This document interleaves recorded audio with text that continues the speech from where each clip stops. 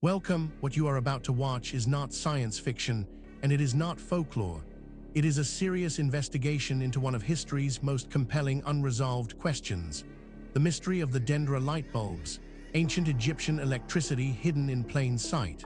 Across the world, in universities, research institutes, and field excavations, serious scholars are wrestling with evidence that does not fit the accepted story. Evidence that has been documented, measured, and peer-reviewed, and that still has no satisfying conventional explanation.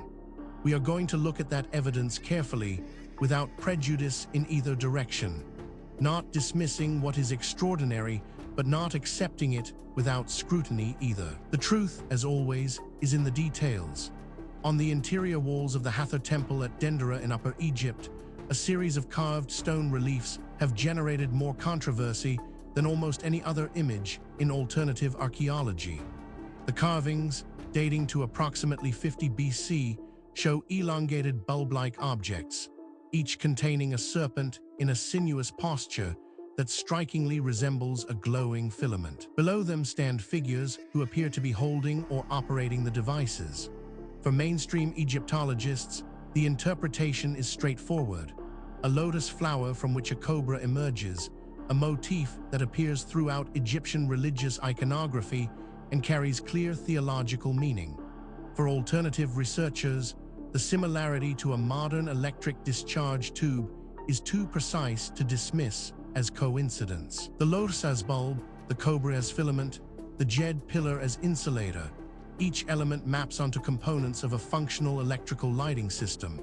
The temple was built during the Ptolemaic dynasty, a period of intense cross-cultural exchange between Egyptian and Greek civilization. If advanced electrical knowledge existed anywhere in the ancient Mediterranean, this would be the era and location where it might appear. Whether the carvings represent forgotten technology or elaborate religious symbolism is a question that professional Egyptology considers settled and alternative archaeology does not. This is where our investigation begins. Stay with us, because the further we go into the evidence, the more extraordinary it becomes. The story you think you know is only the surface. Beneath it lies something far more remarkable. Let us begin. Before we examine the specific evidence, we need to step back and understand the context. This case does not exist in isolation. It sits within the wider world of ancient technological anomalies, and to properly evaluate what we are looking at, we need to understand the broader picture that surrounds it. Ancient technical knowledge is remarkably vulnerable. It lives in the hands of craftsmen, in the minds of engineers, in the institutional memory of workshops and guilds. When a civilization collapses through invasion, plague, climate change, or internal conflict, that knowledge can vanish within a single generation. There is no guarantee that what is written down will be preserved, and much ancient knowledge was never written down at all. It was transmitted orally, apprentice to master, in a chain that a single catastrophe could permanently sever. This vulnerability helps explain what might otherwise seem impossible: that the ancient world possessed capabilities we did not recover for centuries or millennia. The Romans knew how to make self-healing concrete by mixing volcanic ash with seawater. When the empire fell, the recipe was forgotten. Medieval European builders worked with inferior materials for over 1,000 years before the technique was rediscovered through analysis of surviving Roman structures. The knowledge did not disappear because it was suppressed or hidden. It simply died with the people who held it. Apply this principle more broadly, and the anomalies of the ancient world become less mysterious, not in the sense of being explained, but in the sense of being plausible. If Rome could lose a concrete formula for a millennium, what else might have been lost? What might advanced cultures in earlier epochs have discovered and then lost, leaving only fragmentary traces, a strange artifact here, a suggestive diagram there, that later generations would struggle to interpret? This is the question at the heart of every anomalous discovery from the ancient world. This context matters because it tells us something important. What we are about to investigate is not an isolated curiosity. It is part of a pattern that researchers in multiple fields have been independently documenting for decades, and patterns in science demand explanation. With that foundation in place, let us now turn to the specific case at hand. Now we reach the heart of the matter, the core evidence surrounding the Dendera Lightbulbs. Ancient Egyptian electricity hidden in plain sight is more extensive, more verified, and more troubling for conventional explanations than most people realize. Let us walk through it systematically, fact by fact, and allow the evidence to speak for itself. We are not going to speculate here. Every point that follows is documented in peer-reviewed publications, official archaeological records, or government archives that are publicly accessible. The question is not whether these facts are real. The question is what they mean. Consider this first extraordinary detail. The Hathor Temple at Dendera was constructed primarily during the Ptolemaic period, with the main sanctuary completed around 54 BC under Ptolemy Roman 12 and Cleopatra Roman 7. Dendera was one of the most important religious centers in Egypt, dedicated to Hathor, goddess of beauty, music, and love. The temple complex covers approximately 40,000 square meters and contains numerous crypts, sanctuaries, and decorated chambers reflecting both traditional Egyptian religious themes and the cross-cultural influences of the Hellenistic era. This single data point, if taken in isolation, might be set aside.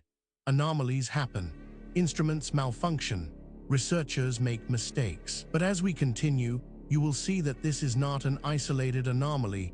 It is part of a consistent and documented pattern. But that is only the beginning.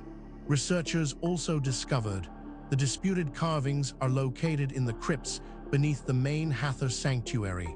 They show elongated oval shapes, each containing a sinuous serpent figure, supported on what appears to be a lotus stalk, and connected to a pillar that alternative researchers identify as the Djed symbol of Osiris. Austrian researcher Reinhard Heydrich co-authored a 1992 book titled Das Licht der Pharaonen, presenting the electrical light interpretation, which reached a wider audience through subsequent translations.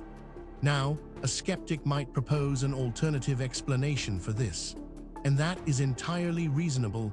We should always test alternative explanations before accepting extraordinary ones. The problem is that the alternative explanations, when examined carefully, create more problems than they solve.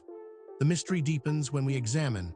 Mainstream Egyptologists universally identify the Dendera carvings as religious imagery consistent with well-documented Egyptian iconographic traditions. The lotus and cobra motif appears in dozens of contexts across Egyptian temples and papyri, representing the primordial serpent rising from the lotus at the moment of creation. The accompanying hieroglyphic text describes the images in explicitly ritual terms, referencing the birth of the sun god, with no language interpretable as describing a technological device. This is where the conventional account begins to strain. Each individual fact might be dismissed or minimized in isolation, but the cumulative weight of the evidence is another matter entirely. Perhaps most remarkable of all, the hieroglyphic inscriptions accompanying the disputed carvings have been fully translated by professional Egyptologists and describe standard religious content relating to the mythology of Hathor and the solar cycle. No term in the accompanying text corresponds to electricity, light generation, power, or any technological concept. Egyptian possessed a rich technical vocabulary for engineering projects, but none of those terms appears in the Dendera crypt inscriptions beside the disputed images. Researchers who have examined this evidence have described it as genuinely difficult to explain within the accepted framework. These are not fringe commentators. They are credentialed academics publishing in mainstream journals, raising questions that the field has not yet satisfactorily answered. Then there is the matter of Peter Krasser and Reinhard Heydrich's 1992 book Das Licht der Pharaonen presented the Baghdad Battery and Dendera carvings together, arguing ancient Egyptians possessed both a power source and a means of converting it to light. The book was translated into several languages and reached a substantial popular readership.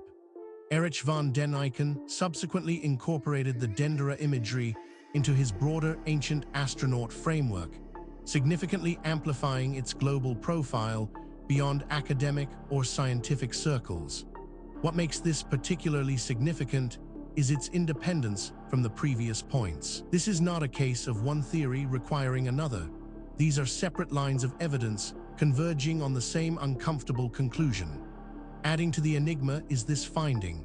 In more than 2 centuries of systematic archaeological excavation across every region of ancient Egypt, no wire, conductive cable, socket, switch, generator, or any other component of an electrical system has been found at any site. Egypt's dry climate preserves organic materials extraordinarily well. Surviving examples include wooden furniture, linen garments, and papyrus documents thousands of years old. Metal electrical components would survive equally well, and their total absence is a powerful argument against ancient Egyptian electricity. Taken together, these facts form a pattern that cannot be explained by coincidence, misidentification, or methodological error. Each piece of evidence has been examined by skeptics. Each has been subjected to alternative explanations, and in each case, the alternative explanation falls short of accounting for everything that has been documented. We are left with a body of evidence that demands explanation and an accepted narrative that does not provide one. This is where serious inquiry begins.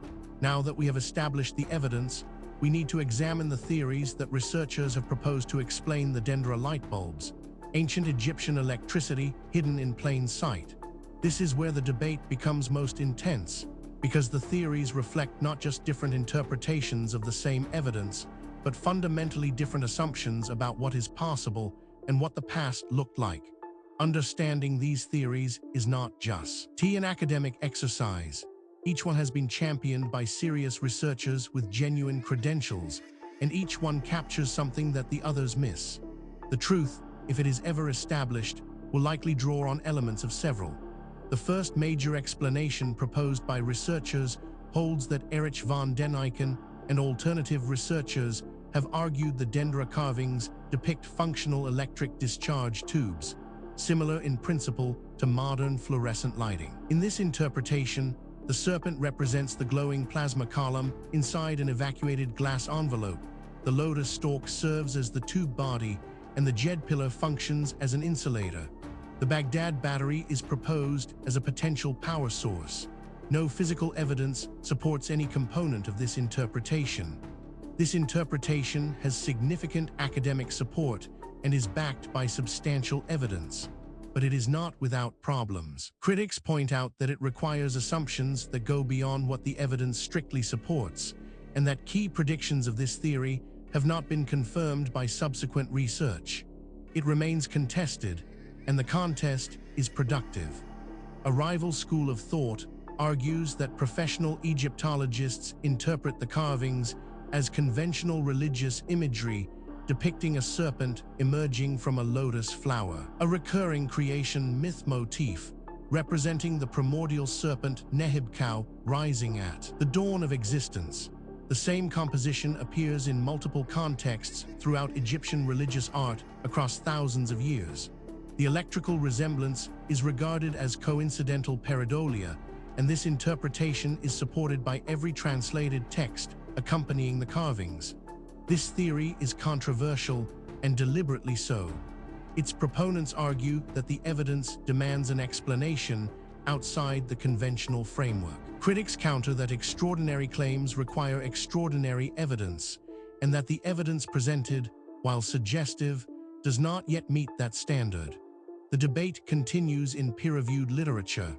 Perhaps the most unconventional theory suggests that a refinement of the electric light theory, promoted by some engineering-focused alternative researchers, compares the Dendera images specifically to Crookes tubes, evacuated glass cylinders used in early cathode ray experiments in the 1870s. This hypothesis is considered scientifically untenable by physicists. Creating a practical vacuum in a sealed glass tube requires precision glassblowing technology for which no Egyptian evidence exists, and the theoretical understanding required was not available in any ancient tradition. What is striking about this debate is not merely that experts disagree. That is normal and healthy in science. What is striking is the quality of the disagreement.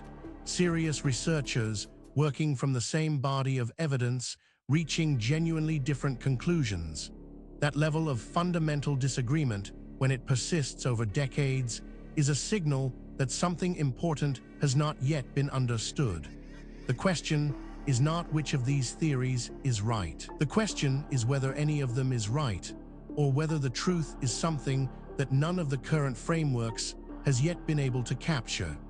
The case surrounding the Dendera Lightbulbs, ancient Egyptian electricity hidden in plain sight, does not rest on speculation alone. What distinguishes this investigation from pure mythology is the existence of documented, physical, verifiable evidence, material that has been examined by credentialed researchers and whose authenticity is not seriously disputed. What is disputed is its interpretation. Let us review the most significant documented evidence as objectively as possible. We are not going to cherry-pick the data that supports a preferred conclusion. We are going to lay out what exists and let you draw your own assessment. Physical evidence supporting this account includes the hieroglyphic inscriptions in the Dendera crypts have been exhaustively translated and published by professional Egyptologists, most comprehensively by Sylvie Coville of the French National Center for Scientific Research. A complete edition of the Dendera texts identifies every element of the carvings in question as religious imagery referencing the mythology of Hathor and the solar creation cycle.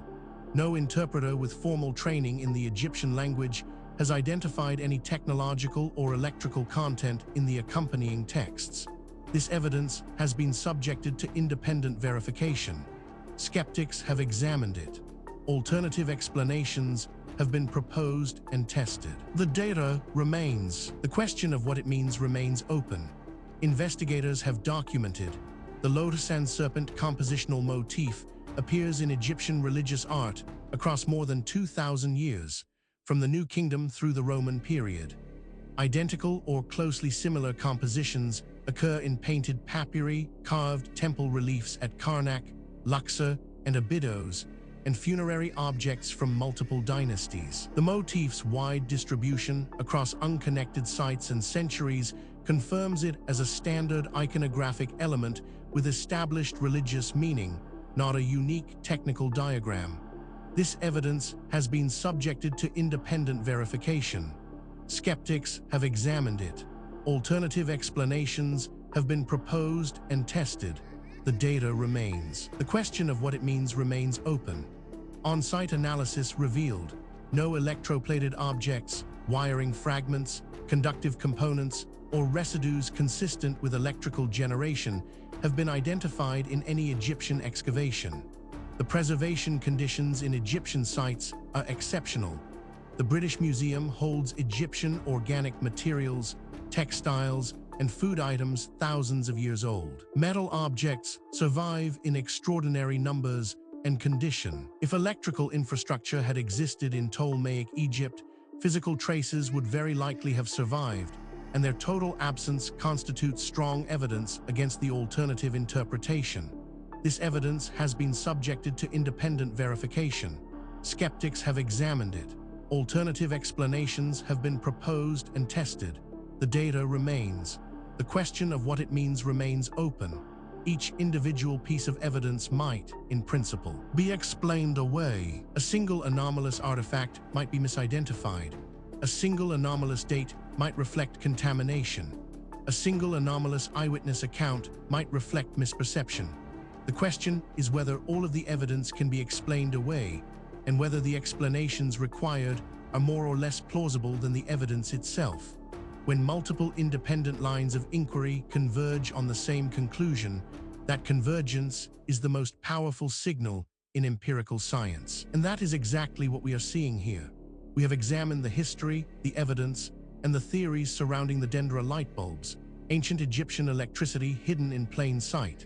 Now we need to ask the question that is sometimes overlooked in discussions of ancient mysteries. Why does this matter? What does it mean for us today? It would be easy to file this away as an interesting historical curiosity. a puzzle from a distant past with no bearing on our present lives. That would be a fundamental mistake. The questions raised by this case touch on issues that are directly relevant to who we are, where we came from, and what the human story actually looks like before the period covered by conventional history. The Dendera Lightbulb interpretation has no support from professional archaeologists, Egyptologists, physicists, or electrical engineers who have examined the carvings in person or in detailed technical analysis. Every credentialed expert who has reviewed the claim has rejected it on the grounds that the accompanying text, the iconographic tradition, and the complete absence of supporting physical evidence all point definitively to religious imagery. The carvings nonetheless continue to circulate widely on social media and in alternative history publishing, largely because of their genuine visual similarity to a fluorescent tube. Van den Eyck's promotion in best-selling books since the 1970s has ensured the electrical interpretation reaches millions of readers who have no access to the Egyptological refutation. The temple remains one of the best preserved in Egypt and is a major tourist destination visited by hundreds of thousands of people annually. Furthermore, the tools available to investigate these questions are advancing rapidly. Satellite imaging, ground-penetrating radar, ancient DNA analysis, isotopic tracing, and deep-sea sonar are all providing capabilities that previous generations of researchers could only dream of. Cases that were genuinely unresolvable 10 years ago are now open to new analysis, and the findings, consistently, are expanding rather than contracting the mystery. The investigation continues. New discoveries are being made. New analyses are being published. New voices are entering the conversation from disciplines that were not previously part of the discussion. The answers, when they come, and they will come, will not merely solve a historical puzzle. They will force a fundamental revision of assumptions that underpin our entire understanding of human history and human potential. We have now walked through the complete case of the Dendera Lightbulbs, ancient Egyptian electricity hidden in plain sight from the historical record, through the physical evidence, across the competing theories, and into the modern significance of what remains unresolved. What the story of Dendera Lightbulb ultimately reveals is not just a historical puzzle. It is a mirror. It reflects our assumptions back at us, our assumptions about what ancient people were capable of, about how knowledge is gained and lost across the centuries, and about the relationship between what we know and what we merely think we know. The evidence presented in this documentary is real. The questions it raises are genuine. The debate among researchers is ongoing, and that is healthy. Science is not a set of conclusions. It is a process. And the process requires that we remain open to evidence that challenges what we thought we knew, however uncomfortable that challenge might be. If you came to this documentary as a skeptic, we hope the evidence gave you something to think about. If you came as a true believer, we hope the critical examination gave you a more nuanced picture. The truth, as always, lies in the evidence, not in what we want to be true. Thank you for watching. If this investigation sparked your curiosity, please subscribe to the channel. We publish new documentaries every week, covering the full range of historical mysteries that the mainstream has not yet adequately explained. Leave a comment below telling us which case you want us to investigate next. The conversation continues. The investigation never ends.